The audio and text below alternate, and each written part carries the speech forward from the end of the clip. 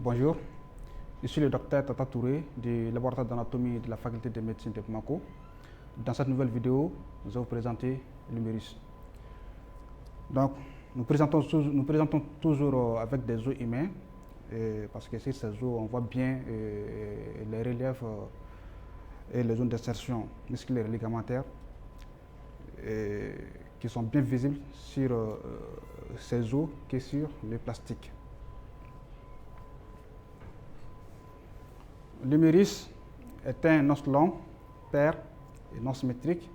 Il constitue le squelette du bras.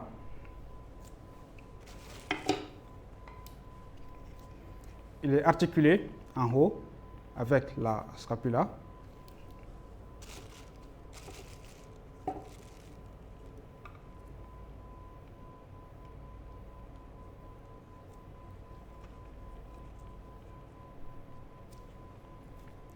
Et en bas, il est articulé avec le radius latéralement et l'ulna médialement.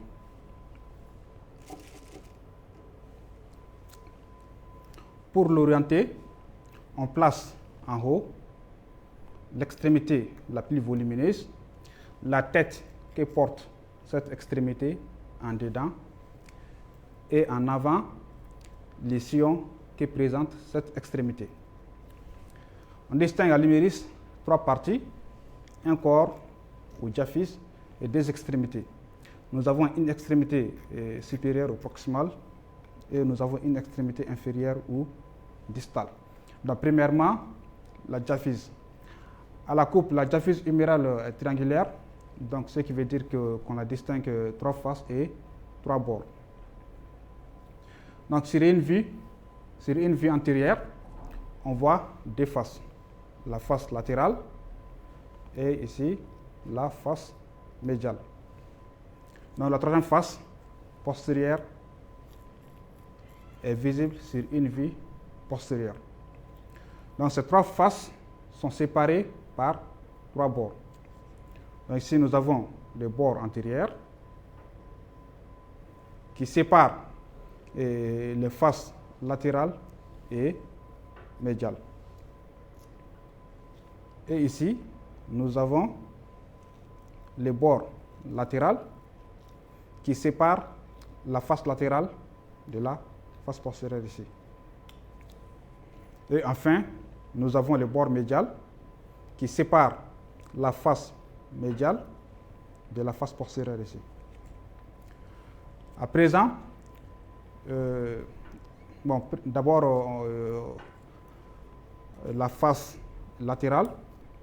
La face latérale présente au niveau de sa partie moyenne un tubercule appelé le tubercule deltoïdien ou le V deltoïdien. Parce que ce tubercule a la forme d'un V avec une branche postérieure ici et une branche antérieure qui est confondue avec le bord antérieur. Okay. Donc le tubercule deltoïdien ou la tuberculose deltoïdienne, anciennement appelée le V deltoïdien. Donc sur cette tubérosité s'insèrent les muscles deltoïdes. La face postérieure est traversée à sa partie moyenne par un sillon oblique en bas et en dehors. Bon, malheureusement, ce sillon n'est pas bien marqué sur l'os sec. Okay. Mais il faut noter que dans ce sillon passent les nerfs radiales et l'artère brachiale profonde. Donc la face médiale, ici, voilà, donc la face médiale présente les trous nourriciers qui est là. Voilà, donc voici les trous nourriciers, donc qui se trouvent sur la face médiale de la diaphyse humérale. Donc, à présent, nous allons décrire les extrémités. Donc, nous commençons par l'extrémité supérieure. L'extrémité supérieure de l'humérus présente à décrire 5 parties. Nous avons la tête, le col, le tubercule majeur, anciennement appelé trochiter, le tubercule mineure, anciennement appelé troquin, et enfin les sillons intertuberculaires. Donc, la tête, c'est une surface articulaire qui représente le tiers d'une sphère. Donc, la tête, elle est orientée en dedans, en haut et un peu en arrière. Elle correspond à la glène de la scapula. Donc, la tête humérale s'articule avec la glène de la scapula pour former l'articulation scapulo-humérale.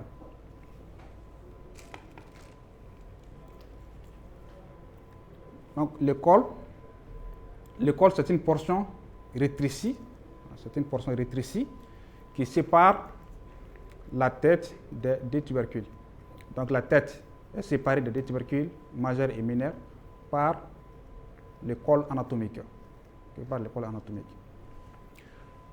Le tubercule majeur ou trochitaire, donc c'est une tubérosité osseuse donc qui est située au niveau de la partie supérieure et latérale de l'extrémité proximale. Donc, ce tubercule sert d'insertion musculaire. Donc, ici, nous avons le tubercule mineur, anciennement appelé le troquin, qui est situé au niveau de la partie antérieure de l'épiphyse proximale de l'humérus. Donc, sur ce tubercule, nous avons l'insertion des muscles subscapulaires. Alors, ces deux tubercules, majeurs et mineurs, sont séparés par un sillon,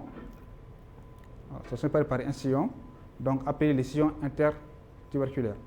Donc, ces sillons intertuberculaires prolongent en haut les sillons, les sillons intertuberculaires prolongent en haut les sillons bicipitales qui se trouvent sur la partie supérieure de la face médiale. Donc, dans ces sillons intertuberculaires et les sillons bicipitales, donc passent les tendons du long chef du muscle biceps brachial. Donc, enfin, à la jonction de l'extrémité supérieure et la diaphyse, à ce niveau, donc nous avons une portion rétrécie, donc appelée l'école chirurgicale. Donc, si nous avons l'école chirurgicale, donc l'école chirurgicale, c'est la jonction entre l'extrémité supérieure et la diaphyse de l'humérus. Maintenant, on va décrire l'extrémité inférieure. Donc, l'humérus, au niveau de son extrémité inférieure, s'aplatit. Donc, l'humérus, au niveau de son extrémité inférieure, s'aplatit d'avant en arrière et elle est digitée en avant. Dans cette extrémité inférieure est appelée la palette humérale. Elle présente à décrire 4 parties. Nous avons une partie médiale, appelée l'épicondyle médial, une partie latérale, appelée l'épicondyle latéral, une partie inférieure, qui est articulaire, et enfin, une partie centrale. Okay. Donc, premièrement, la partie médiale, ou l'épicondyle médial, c'est une saillie osseuse qui est palpable au niveau de la partie médiale du coude. Donc, sur cette saillie osseuse s'insère un ensemble de muscles appelés les muscles épicondyliens médiaux. Donc, la partie latérale, qui est encore appelée l'épicondyle latéral, est moins saillant que l'épicondyle médial. Donc, sur cet épicondyle latéral s'insèrent les muscles épicondyliens latéraux. Maintenant, la partie inférieure, elle est articulaire et présente deux surfaces articulaires. Du côté latéral, nous avons le capitulum et du côté médial, nous avons la trochlée humérale. Donc, le capitulum est hémisphérique, okay, donc elle s'articule avec la tête humérale, plus précisément avec la face supérieure de la tête radiale. Excusez, c'est la tête radiale. Donc, le capitulum s'articule avec la face supérieure de la tête radiale qui est encore appelée la fovea de la tête radiale. Donc, la trochlée humérale Donc c'est une surface articulaire donc de type Zinglim. Elle présente deux joues. Nous avons une joue latérale ici et une joue médiale. Donc ces deux joues sont séparées par un sillon. Okay. Mais il faut noter que la joue médiale est plus large, plus saillante et descend plus bas que la joue latérale. Donc la trochlée humérale s'articule avec ce qu'on appelle l'incisure trochléaire de l'ulna. Donc ici nous avons l'incisure trochléaire de l'ulna. Donc il s'articule ici avec la trochlée humérale. Voilà. Donc la trochlée humérale est articulée avec l'incisure trochléaire. Alors ces deux surfaces articulaires, le capitulum et la trochlée, sont séparés par une zone intermédiaire ici, donc appelée la zone capitulo-trochléaire, anciennement appelée la zone conoïde. Donc la partie centrale, elle présente trois fossettes, dont deux en avant et la troisième en arrière. Donc les deux fossettes qui sont en avant sont au-dessus de la trochlée. Nous avons ce qu'on appelle la fossette coronoïdienne. Donc dans cette fossette coronoïdienne, lorsque le coude est en flexion, le processus coronoïde de l'ulna vient se loger. Oui. Donc ici nous avons le processus coronoïde de l'ulna. Donc lorsque le coude est en flexion, le processus coronoïde de l'ulna vient se loger ici dans la fosse, dans la fossette coronoïdienne.